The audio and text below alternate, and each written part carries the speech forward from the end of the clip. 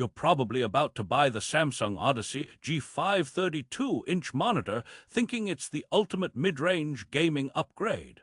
I'm going to show you exactly where your money is going, but here's what surprised me. This monitor isn't just about its flashy spec sheet. Therefore, before you click Add to Cart, you need to see the one glaring trade-off Samsung is hoping you'll ignore. For the best price, click the link in the description. /n/n, let's be brutally honest. You're scrolling through monitors, your eyes glazing over at specs like 1440p, 165Hz, and 1ms response time. They all start to blend together, don't they? The Odyssey G5 promises to cut through that noise with its 1000R curve, quantum dot color, and that iconic Samsung branding.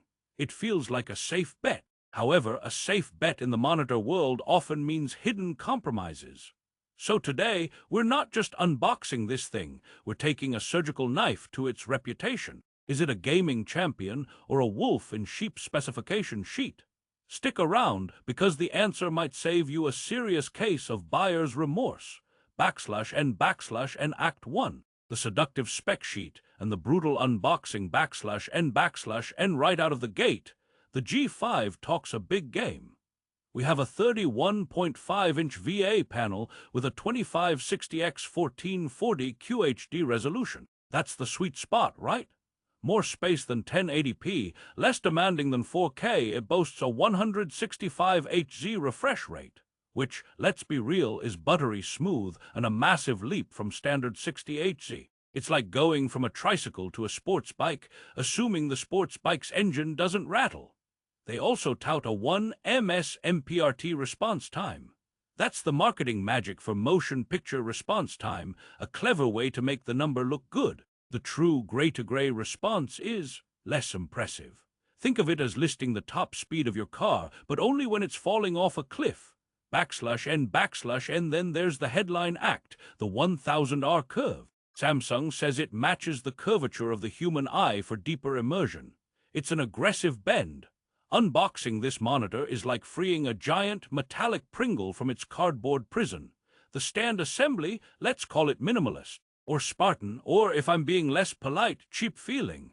It's a lightweight clip-on piece that offers tilt adjustment only. No height adjustment, no swivel, no pivot. Your ergonomic customization begins and ends with slightly nodding its head forward or backward. It's the monitor equivalent of a dining chair that only wobbles. Joke number 1. The stand has so little personality, I think it's applying for a job as a doorstop. So, first big compromise, you will likely need a VESA mount, which is an extra cost, but you slide it onto your desk, plug it in, and that curve. It is immersive. In a dark room with the lights off, it genuinely feels like it wraps around your vision. /n/n Act 2. The deep dive, where the G5 shines and stumbles /n/n power it on, and the initial wow factor is undeniable. The colors, thanks to that quantum dot layer and the VA panel's innate contrast, are vibrant. Blacks are deep, inky, and not that murky gray you get from many IPS panels. Playing a dark game like Hades or a space sim is where this panel flexes. The shadows have depth, and the bright highlights of explosions or godly powers pop. Samsung's marketing isn't lying about the contrast ratio. It's a legit strength. Therefore, for single-player, atmospheric games and media consumption, this is a fantastic screen. It's like having a private, curved cinema just for you and your digital escapades. /n/n but. And this is the massive, planet-sized but. We need to talk about the VA panel's dirty secret. Pixel response, especially at the edges. When you start moving quickly in a competitive shooter like *Valorant or *Apex Legends*, the weaknesses show. While the 165Hz refresh rate is pumping out frames smoothly, the pixels can't always keep up. You'll notice smearing or ghosting, particularly in dark scenes. A dark character model moving against a dark background can leave a faint, trailing shadow. It's not game-breaking for casual play, but for aspiring esports pro, it's a deal-breaker. Samsung includes a suite of overdrive settings to combat this. The faster and fastest settings reduce ghosting but introduce inverse ghosting, a weird, Koron-looking trail behind objects. The standard setting is the best balance for most, but the smearing is still perceptible if you're looking for it. Joke number 2. The ghosting isn't all bad. Sometimes it feels like my character has learned the Kage Bunshin no Jutsu from Naruto /n/. Let's talk about the curve. It's a love it or hate it feature. For gaming and solo movie watching, it's great. For productivity or sharing the screen with someone, forget it. The edges are distorted from any off-angle view. If you're an Excel warrior or a video editor who needs straight lines, this curve will actively fight you. Lines that are straight on the panel appear to bow inward on the screen.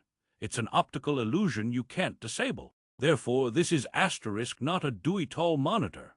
It's a specialized tool for immersive entertainment, with productivity as a distant, compromised afterthought.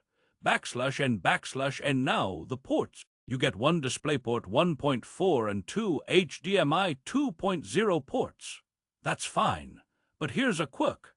To enable the 165 Hz refresh rate at 1440p, you must use the DisplayPort cable. The HDMI ports are capped at 144 Hz. It's a minor detail, but one that could frustrate someone plugging in a console expecting the full spec. Speaking of consoles, with its 1440p support and high refresh, it's a decent match for a PlayStation 5 or Xbox Series X, especially for games with 120 Hz modes. The HDR10 support is, well, it's checkbox HDR. The monitor doesn't get bright enough or have local dimming to deliver a true HDR experience. It accepts the signal and makes the image a bit brighter. Calling it HDR is like calling a kazoo a symphony orchestra. /n/n Act 3. The resolution, who is this for really? /n/n So, after weeks of testing, where do we land? The Samsung Odyssey G5 32-inch is a monitor of stark contrasts, much like its panel. It's a paradox.